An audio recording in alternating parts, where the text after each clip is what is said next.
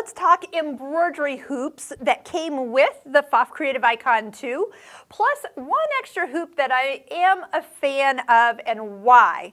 So first off, all the hoops have a listing or number of what size it is. Yes, they are in metric, but you could write in inches right beside it what it actually is. I've seen some of my students do that with just a Sharpie marker right there. So you start to kind of learn those numbers as you go. Keep in mind that this one is the largest hoop at 360 by 350, but do keep in mind it is actually a two-part hoop. So you actually are embroidering on one half. Notice that there are brackets on both sides, so you embroider on one half and then you take it off, flip it, and embroider on the second half. You can't have a whole design over the whole thing. It has to have a little middle strip that separates those, but it is and came with your machine, and it is wonderful. Now, the one that probably people will use the most, because honestly, it is 10 inches across. This one's your 360 by 260. So 260 millimeters is 10 inches across and approximately 14 inches tall. Love it, love it. So if you're doing any of those bigger quilt blocks, those would fit in there. But there are larger hoops that are square, large hoops for quilt blocks. So if you feel like you're wasting some of that area here, that is, there are lots of actually hoops available. One thing nice about this machine is when you do pick up a design or bring it on your screen, it is going to come up and tell you which hoop size it fits in. So giving you the best choice, the one that's closest to the design size is the size you want to use. So number one, you're not wasting stabilizer, but you're going to get the best coverage as you go. This one's a great one, 8 inches side to side and approximately 10 inches top to bottom.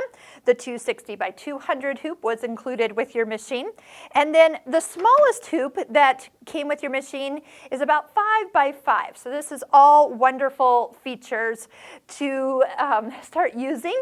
Now this is one hoop that is optional that I absolutely love. It's a 240 by 150. It is approximately 6 inches across and 10 inches tall. I'm currently working on something that we are stitching through batting, and this was a quick test that I did recently with variegated thread. Yes, no stabilizer needed when you stitch through batting with a quilting design. This is actually a design from the My Sew Net. It's the whole cloth quilt collection, kind of playing around with some options there. But this is a nice medium size hoop I do reach for quite often. They also make this size in a metal hoop or magnetic hoop. So it has the place where you'd put the magnets on and you don't actually have to hoop things. So there's lots, it's a good size to like treat yourself.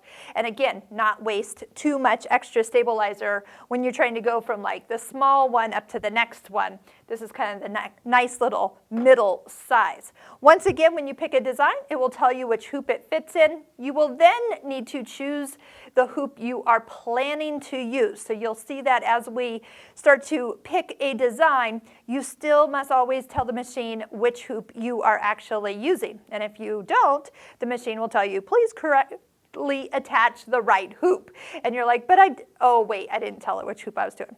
The other thing to kind of note, and you can kind of see it really clearly here, is that the designs will stitch very close to the lower edge, but there's kind of a gap up here at the top. So this part is not stitched in. That's actually where the foot is actually going up and down, so it can't get too close to the top edge. So you will see, if you look here, where the center mark is, you see that it's kind of partially down from what looks like the center. This is actually the center of the design. And as I hold my finger there, you can totally see what I'm talking about. But yes, just keep in mind you can't embroider up to the top part.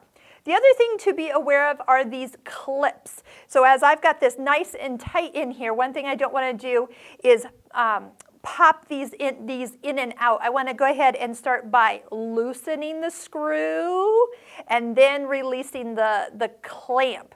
After time, you can actually break this part here because of just normal use and wear and tear, or strip the screw. Know that those are two pieces. They're very inexpensive. I like to just sometimes have a spare set, but if something happens, because it only happens when you're using it, right?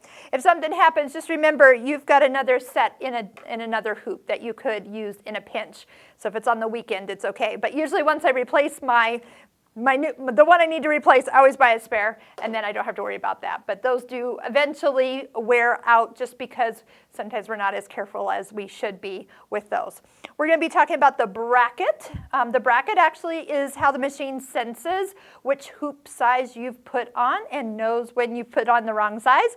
There's a little indicator here, a little hole, and the machine can tell which size you're using. And that's so you don't accidentally put on the wrong size and it like steps over the edge. So super great way of not accidentally doing something that you're not supposed to. So definitely find what works best for you. Have stabilizers in all sizes. That's always nice. And just note, there are other size hoops out there that could actually fit your project better and worth investigating whether to purchase that hoop or just make do with what you have. So when you do go in here with hoop options, you find that there is a lot of hoops to pick from, and they're all listed there, and you can go in and pick the one that you're going to be using. All right, let's get started by getting some fabric hooped up with the right stabilizer so you can successfully start embroidering immediately.